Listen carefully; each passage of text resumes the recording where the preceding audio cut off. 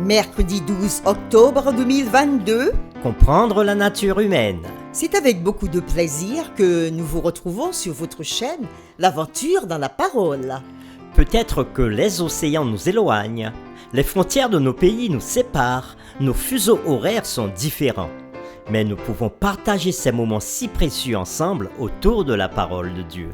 Et c'est pour cela que nous vous invitons à marquer votre appréciation en likant et en vous abonnant, en laissant des commentaires et bien sûr en partageant avec vos amis, vos parents, vos connaissances. Partageons ensemble la parole. Le texte à mémoriser de cette semaine, que nous vous invitons à dire avec nous, se trouve dans Genèse chapitre 2, le verset 7. L'Éternel Dieu forma l'homme de la poussière de la terre. Il souffla dans ses narines une respiration de vie, et l'homme devint une âme vivante. Nous pouvons le redire ensemble? L'Éternel Dieu forma l'homme de la poussière de la terre. Il souffla dans ses narines une respiration de vie, et l'homme devint une âme vivante. Peut-on harmoniser des paroles contradictoires de Dieu et de Satan? Y a-t-il une âme immatérielle ou un esprit immatériel qui survit après la mort physique? Par le chant de la vie, par l'homme que tu fis, juste moins grand que toi, et par tous ces enfants, je veux crier mon Dieu, tu es grand, tu es beau, Dieu vivant. C'est la question à laquelle nous répondons durant toutes les réflexions de cette semaine. Le samedi 8 octobre, nous avons introduit la semaine en disant que beaucoup de personnes essaient d'harmoniser les paroles de Satan avec les paroles de Dieu. Pour eux, l'avertissement « tu mourras » ne se référait qu'au corps physique périssable, tandis que la promesse « vous ne mourrez point » est une allusion à une âme ou à un esprit immortel. Et nous avons considéré plusieurs tentatives philosophiques et théologiques qui donnent différentes explications.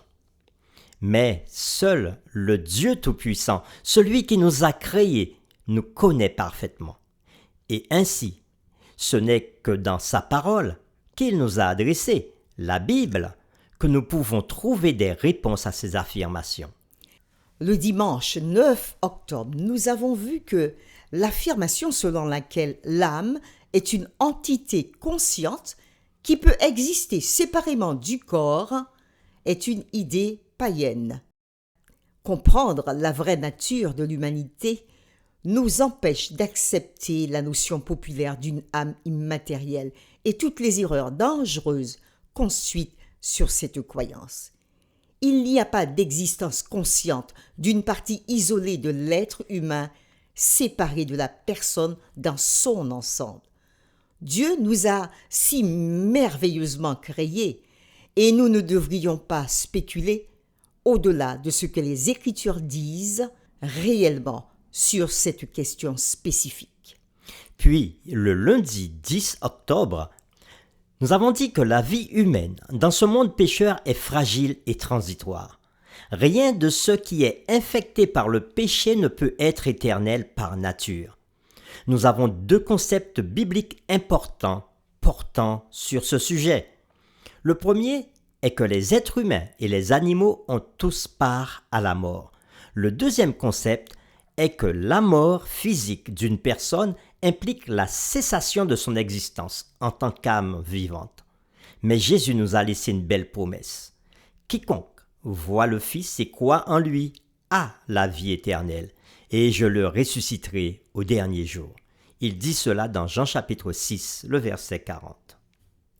Le mardi 11 octobre, nous avons vu dans le livre Ecclésiaste au chapitre 12 que la mort provoque un renversement de l'activité créatrice de Dieu, de notre existence en tant qu'être humain.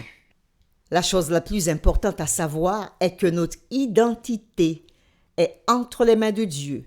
Même après notre mort, Dieu ne nous oublie pas. Il nous dit que nos noms sont inscrits dans le livre de vie. Et aujourd'hui, nous verrons Les morts ne savent rien.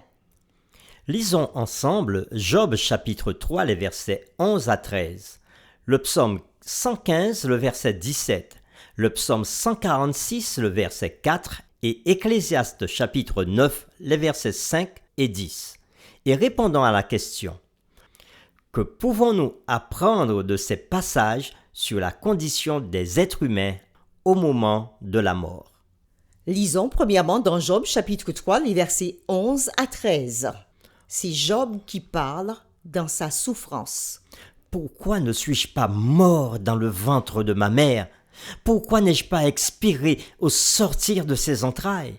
Pourquoi ai-je trouvé des genoux pour me recevoir et des mamelles pour m'allaiter? Je serai couché maintenant, je serai tranquille, je dormirai, je reposerai. Lisons maintenant le psaume 115, le verset 17. Ce ne sont pas les morts qui célèbrent l'Éternel, ce n'est aucun de ceux qui descendent dans le lieu du silence. Puis, le psaume 146, verset 4. Leur souffle s'en va, ils rentrent dans la terre, et ce même jour, leurs desseins périssent. Et maintenant, Ecclésiaste, chapitre 9, les versets 5 et 10. Les vivants, en effet, savent qu'ils mourront, mais les morts ne savent rien, et il n'y a pour eux plus de salaire, puisque leur mémoire est oubliée.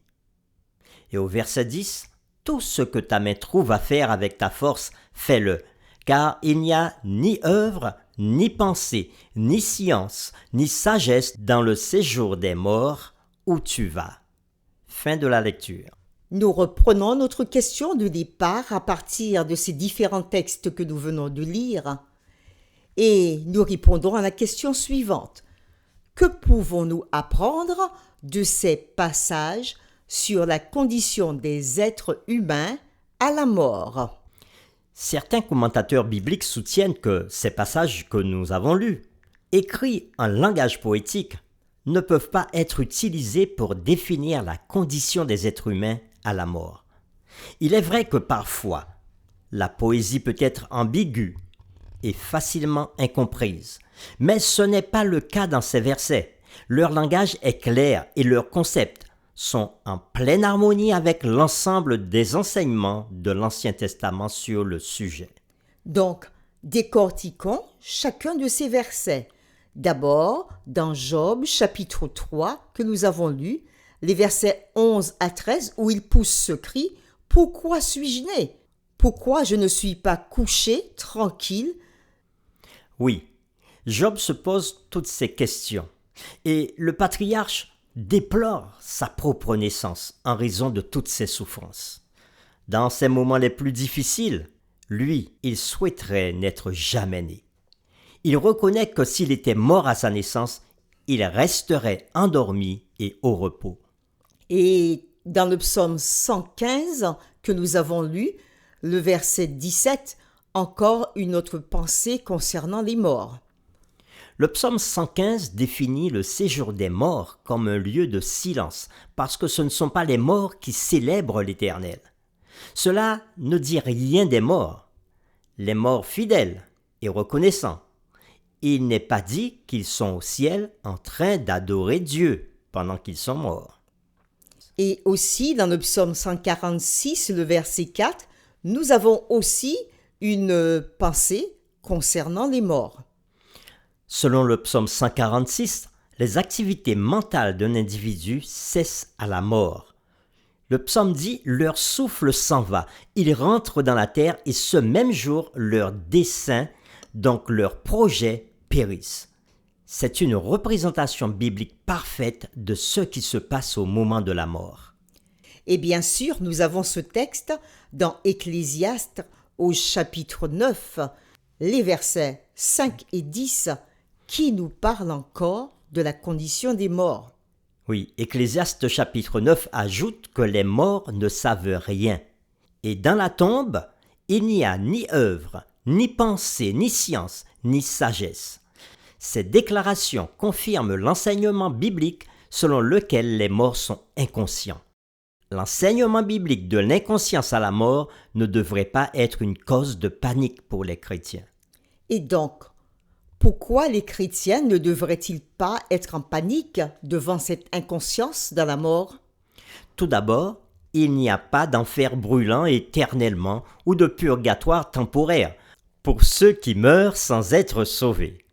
Deuxièmement, il y a une récompense merveilleuse pour ceux qui meurent en Christ. Donc, pas étonnant que la mort ait peu de choses pour le croyant. La mort du chrétien n'est qu'un sommeil, un repos dans le silence et l'obscurité. Et si vous croyez, si nous croyons, votre vie, notre vie est cachée avec le Christ en Dieu. Et quand le Christ, notre vie, paraîtra, alors nous paraîtrons aussi avec lui dans la gloire. Pour terminer, nous voulons vous laisser cette question de réflexion. Pensez aux morts en Christ. Ils ferment les yeux à la mort. Et qu'ils soient dans la tombe 1500 ans ou 5 mois, c'est la même chose pour eux. La prochaine chose qu'ils sauront et verront, c'est le retour de Jésus. Comment alors peut-on soutenir que, en un sens, les morts sont mieux que nous qui sommes vivants? Nous vous invitons à vous joindre à nous dans cette prière. Seigneur, merci pour ta parole. Elle nous enseigne encore que nous laisserons tous cette terre un jour, que nous irons tous dans le lieu du silence. Toutes nos œuvres, nos activités sur cette terre finiront à notre mort. Nous n'aurons aucun lien ni avec toi, ni avec les humains.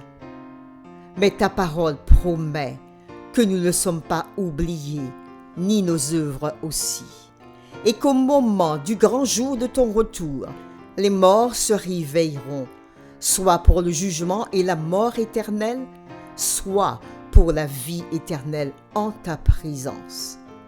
Nos bien-aimés ou amis ou connaissances, ceux qui sont déjà morts, ont laissé un vide dans nos vies. Alors, par ton esprit, Père, et par tes consolations, nous voulons nous encourager les uns les autres par ces paroles d'espérance et dire avec tous ceux qui pleurent: Prends courage, chrétien. Le jour de gloire approche. Tes combats vont finir. Lève les yeux.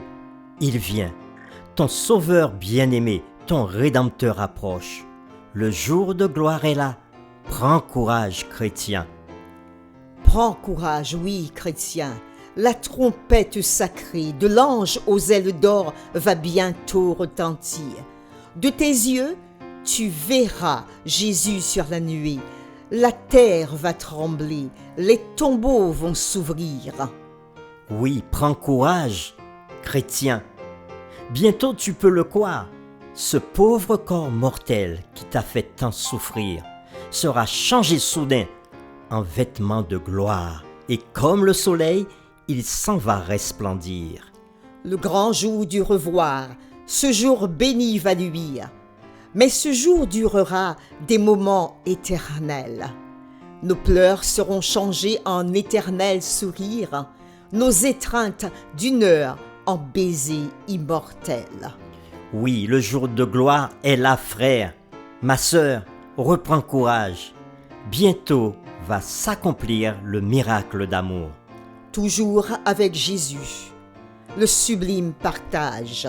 Plus de deuil, Plus de nuit. au radieux séjour. C'est au nom de Jésus-Christ notre Sauveur que nous avons proclamé cette parole. Amen.